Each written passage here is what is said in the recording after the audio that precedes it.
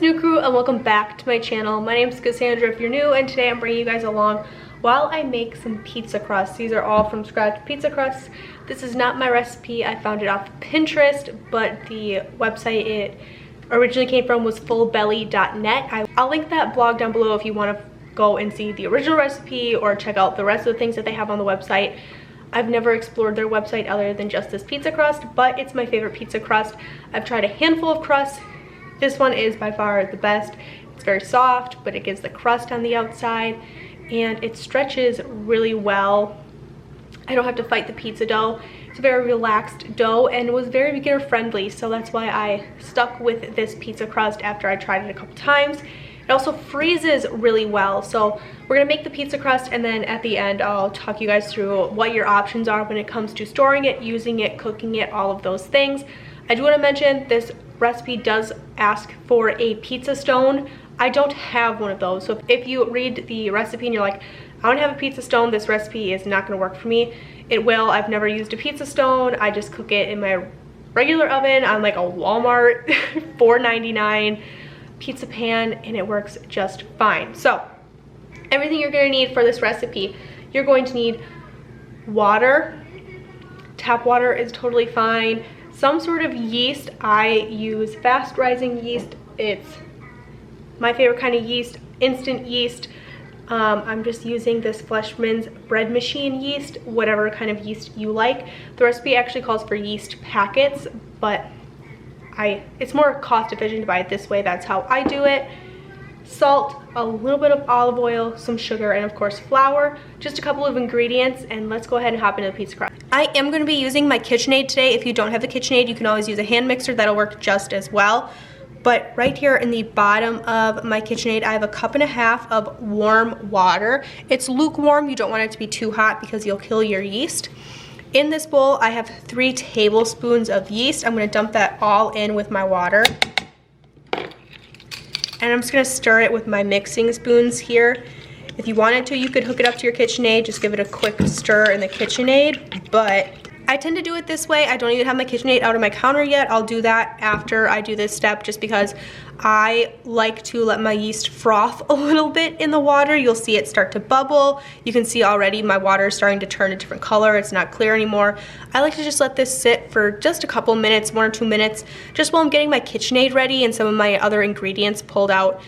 You could let this sit all the way up to 5 or 10 minutes just to let that yeast activate, but really once I start seeing it bubble and stuff on the edges, that's when I'll just go ahead and start dumping in some of my other ingredients and working it in the KitchenAid. I don't know if you guys can see the bubbles that are starting to form kind of in here. That's good enough for me.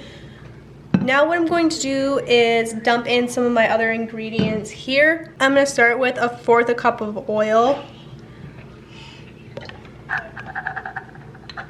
Oh, I need a little bit more than that.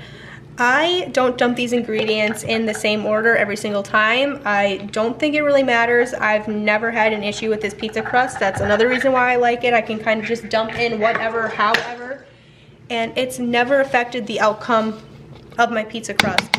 That was a teaspoon of salt, and this is 2 teaspoons of sugar I'm going to be dumping in. Now at this point, I'm going to go ahead and put this on my KitchenAid. I'm just going to give this a light stir before I start putting in my flour, just to make sure that all these ingredients are kind of whisked together and incorporated a little bit. The last ingredient in this pizza crust is actually just flour. It calls for 4 cups. I start slow. I add in 1 cup or 1.5 cups at a time and just slowly start working it in. You might need more flour, you might need less. It just depends on like how wet or how dry your environment is. So sometimes it takes 5 cups, sometimes it takes 3 cups. It really just kind of depends. Now I'm on 2 cups of flour. I actually have my paddle hook on my KitchenAid. I don't have my bread hook. I like to start with the paddle, and I prefer to knead my own doughs. I never let the KitchenAid knead my dough for me. That's just a personal preference. I find that it works better for me that way. I really like to know what my dough feels like, or what it's supposed to feel like when it's done, versus letting the machine do all the work for me. When you get down to about that last cup of flour, you're really gonna wanna start adding it slowly, because you can add too much flour on here really, really quick, and then it's a little bit of an issue. Once my dough kind of looks like this, It's still sticky. Everything like this. This is normally where I will start kneading it myself, and I'll knead in that last about half a cup of flour on my own. I prefer that. If you wanted to though, you could definitely just give this a stir, flip it over, add in your last half a cup or cup of flour, and just continue to let the KitchenAid do the work. Because I am kneading this by hand, I'm just gonna throw down just a little bit of flour just so it doesn't stick, because it is still sticky. So my hands usually look really gross by the end of it, but I don't mind that. This is just how I like to do it. You can see mine's still super, super wet. If you want your KitchenAid to do the work for you and you try to pull your dough out and it looks like this, you need to add more flour. I like to just add that last little bit of flour manually, because I've learned that if I'm letting the machine do the work for me, it's way too easy for me to get overzealous and add in way too much flour, and then I ruin the batch of dough that I'm working on because I got impatient, because I couldn't actually feel the dough. I wasn't hands-on in it. So I've learned on this self-sufficient journey that sometimes just getting in and doing it manually is what works best for me. I don't want to trust the machine to do all the work for me, because I usually end up messing it up then. So I'm just gonna keep kneading in a little bit of flour at a time until the dough gets to where I want it to be. It should no longer stick to your hands, and it should just bounce back. I also learned from my husband's grandmother, who's been doing this her entire life, you don't want to overwork the dough, because then it gets tough. The dough should be really easy and soft to move in your hands, which is something that I definitely had to learn. It's taken me time, and my doughs don't always look beautiful. They're not perfect, but there's something that I'm still really proud of. So if you've been making dough your whole life and you're gonna tell me that my dough looks terrible and it's not smooth and all these other things, that's totally okay, but just know I'm really proud of my dough. I'm really proud of the progress that I've made. It might not be perfect, and I definitely still have learning to do, but that's part of the fun, right? The journey is half the fun. Here's my beautiful little pizza crust. At this point, what you would do if you were planning on cooking it today, you would get a bowl, drizzle a little oil in your bowl, put your dough in the bottom of the bowl, and then flip it over. That way you're getting oil on both sides of your dough ball. It's not gonna stick to anything as it rises. Cover that bowl with just a dish towel, let that rise. The website says that it takes about an hour to rise. In my experience, that's not very true. I would put more like 2 or 3 hours to let this rise fully. It's supposed to make 1/8 sliced large pizza. I'd say that's pretty accurate. I have a family of 5. All of my kids are 6 and under. So typically one pizza is more than enough and will actually leave us with leftovers. You have to realize when you're making food from scratch with like whole real ingredients, it's a lot more filling than just one of those freezer pizzas that you put in the oven from your local grocery store or something. It stretches a lot further. So one pizza is typically enough for my family. I'm sure as my kids grow that will no longer be the case, but just to give you a little bit of an idea. Another way you can preserve your pizza crust here, which is actually what I'm going to be doing today, is getting this in the freezer. I can link a video I did a couple of months ago down below where I made 4 or 5 of these pizza crusts in bulk and prepared them for the freezer. Really all you're doing is spraying a little bit of Pam inside of a freezer safe Ziploc bag, putting it in the freezer. You're good to go. It freezes beautifully. Mine were in the freezer for 3 months and they held amazing. The other option that you have is to put this in a bowl. Just for argument's sake, this is what I'm going to be doing today. I've got my olive oil here. I'm going to drizzle it in the bottom of my bowl, like so. Put my dough in. Now I'm going to flip my dough over.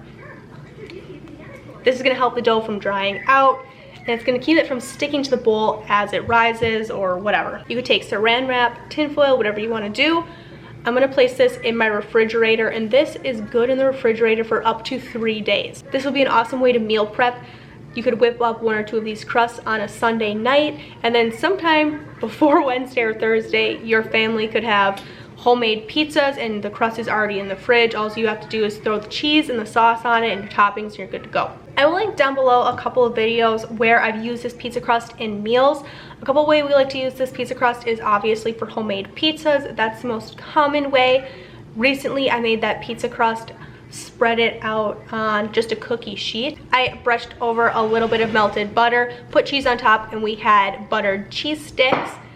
Strombolis is also an awesome way we use them, and calzones is the other way that we really like to use these pizza crusts. Super simple, super easy, and super delicious. That's really all there is to it, to this really simple, easy pizza crust. Like I said, I will link down below a handful of videos that involve me actually cooking dinner with the pizza crust, as well as different videos where I put them in the freezers and different things like that. Those videos will hold just extra information for you guys if you feel like you want more. Thank you guys so much for taking a little bit of time out of your day to hang out with me today. I'm going to be doing more videos just like this, showing my from home scratch cooking you guys said you wanted to see. So we are going through, and I'm just going to show you everything that I know and everything that I'm continuing to learn in these next upcoming videos. I decided to start with the pizza crust because it's just a one simple video. Moving forward, the next video you guys are going to see that's like this is going to be my bread recipe, and we are going to use that same bread recipe to create 100 different things after that. So I'm really excited about that because it's just one simple recipe, and I'm just going to show you guys how to execute it in a ton of different ways, making things like cinnamon rolls, caramel rolls, yeast rolls, donuts, all of the things. I have a huge list off of just that bread recipe that I'm really excited to show you guys. So let me know down below after the bread recipe, what would you be most excited to see next, whether that be donuts, dinner rolls, cinnamon rolls, caramel rolls. I want to do what you guys are most excited about first, so let me know down below. And of course, I will see you guys in another video. Bye. Some things are not the same as they were a year ago, but all will be okay.